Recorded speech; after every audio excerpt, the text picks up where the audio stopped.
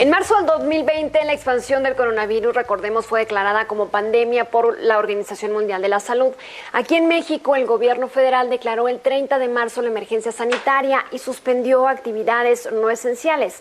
Bien, después de todo esto, Fitch Ratings elaboró recientemente un estudio sobre cómo impacta este escenario al desempeño financiero y calidad crediticia en los estados y municipios. Esta tarde saludo a Manuel Quinto, director del área de finanzas públicas de Fitch Ratings. Hola, ¿cómo estás? Gracias por esta comunicación. Lucero, muchas gracias. Buenas tardes. Un saludo a ti y a tu audiencia. Oye, pues gracias por compartirnos estos datos. Vemos que la pandemia a nivel mundial impactará la recaudación local y federal, afectando también a los ingresos de los estados y municipios.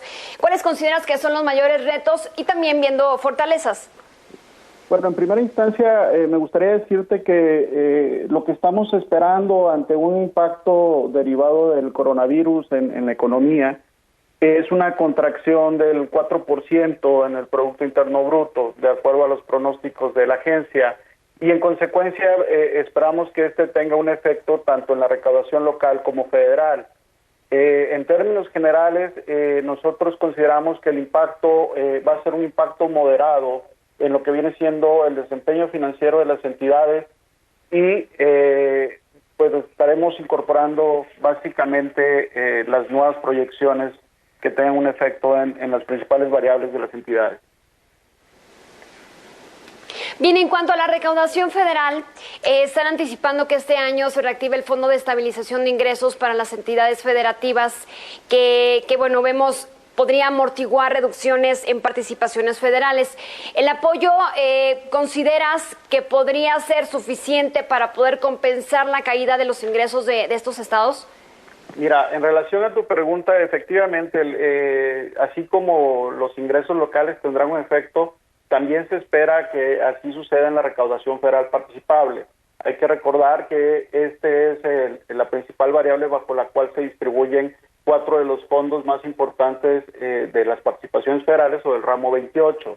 Y efectivamente, al igual que el año pasado, con una estimación mayor en el Producto Interno Bruto o en el crecimiento económico por parte de la Secretaría de Hacienda, se estaría activando de nueva cuenta. Es decir, para el 2020 estaríamos viendo que hubiera una compensación en las participaciones federales por concepto de estos 4 fondos que te acabo de mencionar.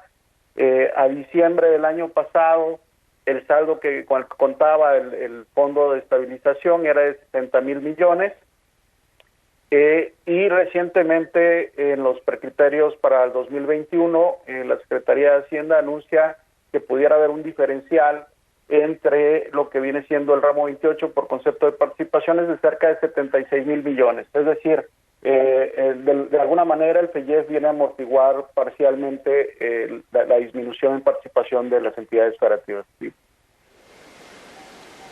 Bien, al cierre del año pasado, del 2019, vemos que el saldo de financiamiento y obligaciones de los estados y municipios aquí en México fue equivalente al 2.5% del PIB.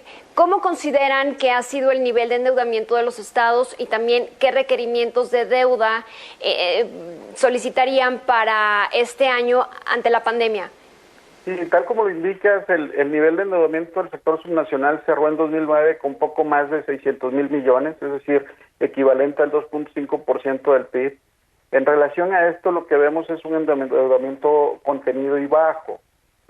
Por lo menos en un contexto internacional, esta métrica podríamos considerar que se mantiene contenida, ¿no? Para 2020, sin lugar a dudas, se espera que haya un aumento en los requerimientos de deuda, no solo por el impacto del coronavirus, sino también hay que recordar que una menor presupuestación por parte del gobierno federal para proyectos de inversión con recursos etiquetados.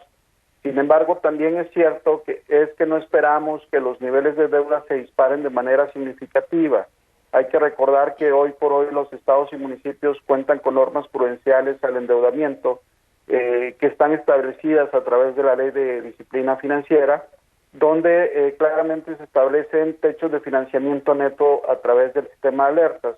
Entonces, lo que te pudiera decir es que la presupuestación en erogaciones en materia de inversión que tradicionalmente realizan los estados, por ejemplo, no oscila más allá de 24 o 25 mil millones de pesos. Bien, ahora, ¿cuáles serían las presiones para los estados en materia de salud para hacer frente al tema del coronavirus, sobre todo para los estados que no están adheridos recientemente al Instituto de Salud para el Bienestar? Bueno, en lo que corresponde a las entidades del sector subnacional, estados y municipios, vemos que los que se van a ver de alguna manera más afectados, porque de alguna manera un componente importante de su gasto va asignado a materia de salud, y hay que recordar que en México, si bien hay una concurrencia de competencias en materia de salud, los estados pudieran verse más afectados, particularmente por el tema de aumento en transferencias tanto a municipios como municipios descentralizados o apoyos sociales que realicen en este sentido. Ahora bien, en relación a tu pregunta del INSABI, básicamente lo que plantea el INSABI es una centralización de la responsabilidad de los servicios de salud y de infraestructura, y en ese sentido aquellas entidades que no forman parte de ese proceso de centralización, sin lugar a dudas deberán de mantener la gestión por su parte, y en consecuencia van a enfrentar los gastos que implique la emergencia. Manuel Quinto, muchas gracias por estos minutos. Un saludo grande. No, hombre, al contrario, te agradezco. Te mando un abrazo y, como siempre, un placer estar contigo y tu audiencia. Gracias. Igual, cuídate mucho también. Hasta luego.